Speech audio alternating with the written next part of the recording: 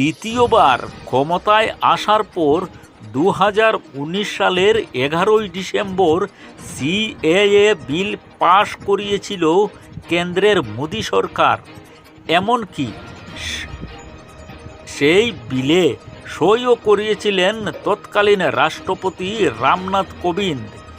ওই আইন অনুযায়ী বাংলাদেশ, পাকিস্তান ও আফগানিস্তানের মতো মুসলিম ধর্মাবলম্বী দেশ থেকে যদি সে দেশের ধর্মীয় সংখ্যালঘুরা ধর্মীয় উৎপীড়নের কারণে এদেশে আশ্রয় চান, তাহলে তা দেবে ভারত।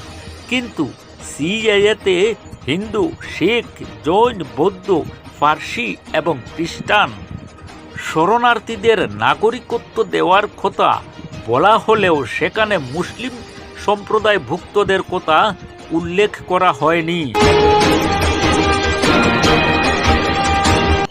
নমস্কার প্রিয় দর্শকবৃন্দ, বিকে প্রতিদিনে আমি উজ্জ্বল আপনাদের জানাই স্বাগত। প্রিয় দর্শক, আজ আপনাদের জন্য নিয়ে এলাম এক বিশেষ প্রতিবেদন। সম্পূর্ণ ভিডিওটি দেখার জন্য সঙ্গে থাকুন। আর ভিডিওটি দেখার সঙ্গে সঙ্গে ভিডিওটিতে একটি লাইক দিবেন এবং অন্যান্যদের জানানোর জন্য ভিডিওটি বেশি করে শেয়ার করবেন প্লিজ। আর এই চ্যানেলে প্রতিদিন নতুন নতুন আপডেট পেতে চ্যানেলটি সাবস্ক্রাইব করবেন। তো আসুন শুরু করা যাক আজকের এই বিশেষ ভিডিও। আসামে 8 জন সিএএতে আবেদন করেছেন। আইন কার্যকরের পর পরিসংখ্যান জানালেন আসামের মুখ্যমন্ত্রী হিমন্ত বিশ্ব শর্মা মহাশয়। গত মার্চ মাসে গোটা দেশে চালু হয় সংশোধিত নাগরিকত্ব আইন সিএএ।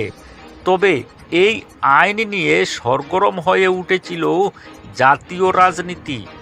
সিএএ বিরোধী আন্দোলন জোরদার হয়েছিল। কোথাও কোথাও অগ্নিগর্ভ পরিস্থিতি সৃষ্টি হয়।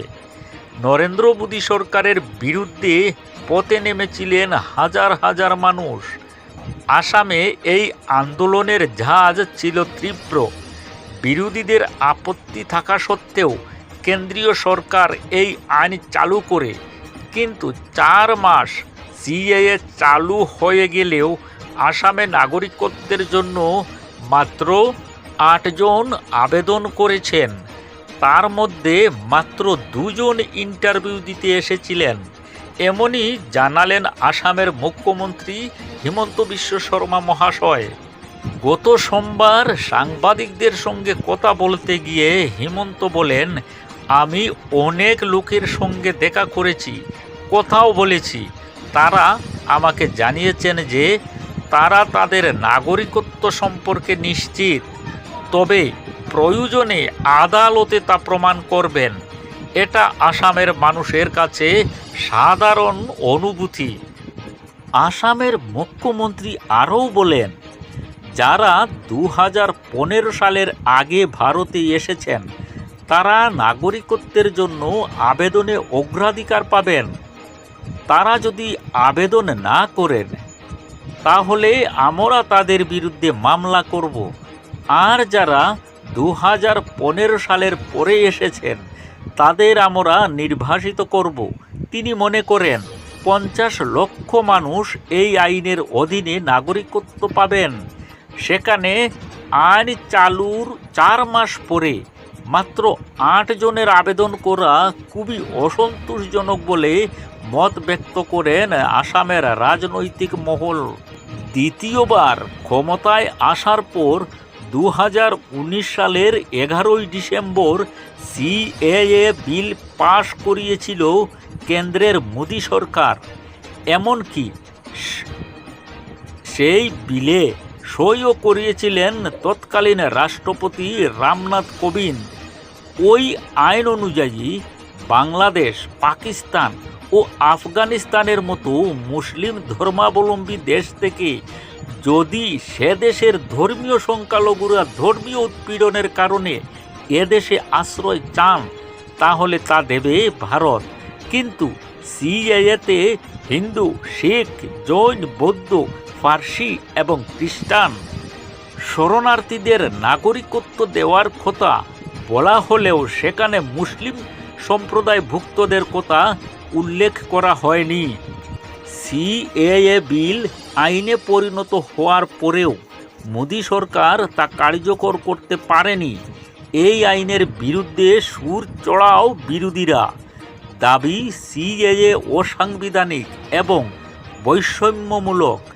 তাদের কথায়, কেন এই আইনে শুধুমাত্র 6 সম্প্রদায়ের কথা বলা হয়? কেন মুসলিম সম্প্রদায়কে বাদ দিয়ে এই আইন বানালো কেন্দ্র সরকার? এই আন্দোলনের প্রভাব সবচেয়ে বেশি পড়েছিল আসামে। সিএএ বিরোধী আন্দোলনের সময় 2019 সালে 5 জনের মৃত্যু হয়েছিল।